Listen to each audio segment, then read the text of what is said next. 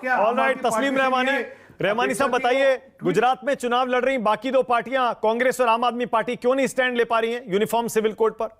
प्रवक्ता भी नहीं भेजा और स्टैंड भी नहीं ले रही। मानक जी, अब एक बात तो बहुत वाजे होने लगी है। इतने सारे चुनाव हम लोग देखते चले आ रहे हैं, हर साल दो चुनाव तो कम से कम होते ही हैं असेंबलियों के, मुख्तलिफ असेंबलियों के। एक बात ये क्लियर है कि चुनाव का मुद्दा और देश का मुद्दा ये दोनों अलग अलग होते हैं। देश के मुद्दे अलग हैं, चुनाव के मुद्दे अलग हैं।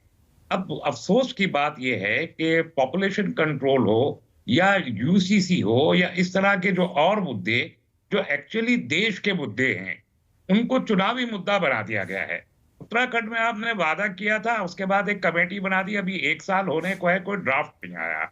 अब इलेक्शन से ठीक पहले आपने वहां भी कर दिया, जबकि अभी 17 अक्टूबर को कोर्ट में जब सुप्रीम कोर्ट में हलफनामा देती है यही केंद्र की बीजेपी सरकार, तो ये कहती है कि 2018 में लॉ कमीशन का जो रिकमेंडेशन आया था हम उसके तहत जाएंगे, और दूसरा कमीशन जो बनाया है अभी 2020 में बनाया था लॉ कमीशन, उसके चेयरमैन अभी तक नहीं बने हैं 2 साल के अंदर, और उसके रिपोर्ट का इंतजार कर रहे हैं। इसलिए इस किस्म के आज आपकी डिबेट में अश्वनी उपाध्याय जो पिटिशनर थे उसके, वो भी होते तो अच्छा होता। तो सुप्रीम कोर्ट में तो आप कुछ और कहते हैं लेकिन स्टेट्स में जाके कुछ और कहते हैं। तो ये जो देश का मुद्दा जो कॉन्स्टिट्यूशन ऑफ इंडिया 8वें आर्टिकल 44 है, मैं समझता हूं उस पर स्टैंड लेने में किसी भी पॉलिटिकल पार्टी को कोई भी दिक्कत नहीं होनी चाहिए, इसलिए कि कॉन्स्टिट्यूशन ऑफ इंडिया में आर्टिकल 44 है और वो गवर्नमेंट ऑफ इंडिया को ऑथराइज करता है कि वो एक कंड्यूसिव एटमॉस्फेयर कायम करे देश में यूसीसी बनाने के लिए। और उस पर फिर सुप्रीम कोर्ट में गवर्नमेंट कहती है कि अदालतें ऑथोराइज नहीं है कि वो पार्लियामेंट को इंस्ट्रक्ट करे कि वो कानून बनाए। पार्लियामेंट को जब जरूरी महसूस होगा लेजिस्लेचर्स कानून मतलब आपकी बातों से मुझे ऐसा लग रहा है रहमानी साहब, आप यूसीसी के पक्ष में हैं, आप कह रहे हैं सरकार माहौल बनाए और हम सपोर्ट करेंगे। मैं देश के कॉन्स्टिट्यूशन के पक्ष में हूं मानक। कॉन्स्टिट्यूशन ऑफ इंडिया एक गाइडिंग प्रिंसिपल के तहत कहता है, आर्टिकल 44 में गवर्नमेंट ऑफ इंडिया के ऊपर जिम्मेदारी डालता है कि आप एक कंड्यूसिव एटमॉस्फेयर बनाएं।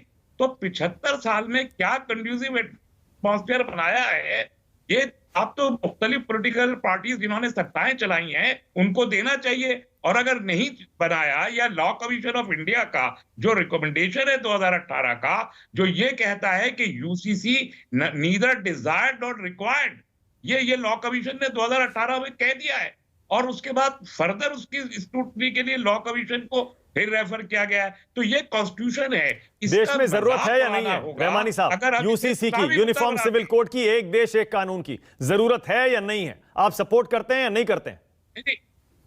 नहीं, मैं इससे ज्यादा ये कह रहा हूं कि जो राष्ट्र के मुद्दे हैं, देखिए पॉपुलेशन कंट्रोल का बिल 2021 में चुनाव से ठीक पहले यूपी लॉ कमीशन ने ड्राफ्ट बना के दिया है बीजेपी गवर्नमेंट को। वीएचपी के लोगों ने उसकी शदीद मुखालफत की और वो आज तक बिल लेके नहीं आए। आप हम कह रहे हैं जो देश के मुद्दे हैं उन्हें चुनावी मुद्दा मत बनाइए। आप उससे आज मत पूछिए कि इसकी रिक्वायरमेंट है या नहीं है। ये मैं अकेले तय नहीं कर सकता, ये आप नहीं कर सकते, ये आरपी सिंह जी या उदित राज जी नहीं कर सकते। ये पूरे देश का कंसेंसस होना है इसके लिए।